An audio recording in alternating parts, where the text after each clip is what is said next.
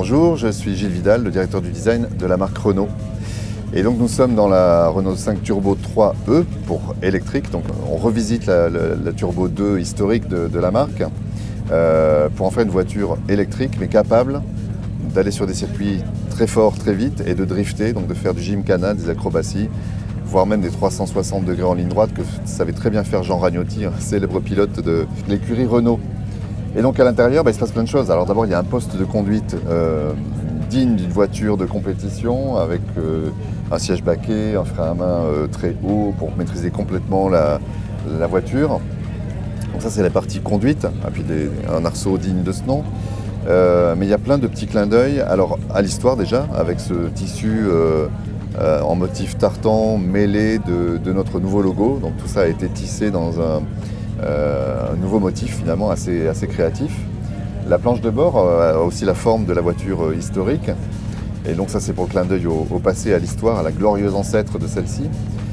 Et puis surtout dans l'interface de la voiture, là j'ai plein de petits écrans devant moi, comme en guise d'instrument, où j'ai plein d'informations. Alors déjà le style de tout ça, le style graphique de tout ça, c'est très inspiré du jeu vidéo, du gaming ou même du rétro gaming, avec des pixels basse résolution, avec tout un univers de jeux vidéo, dans le sens où si je fais un tour plus rapide que le tour précédent, par exemple, sur un circuit, ça va me donner un petit one-up, une vie supplémentaire, comme dans les jeux vidéo, comme dans Mario, par exemple.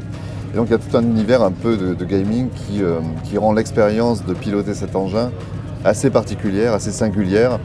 Et quelque part, on connecte avec les jeunes générations, pas que d'ailleurs, parce que c'est des jeux vidéo que j'ai connus moi, plus jeune, mais les jeunes générations vont très fort dans le rétro gaming.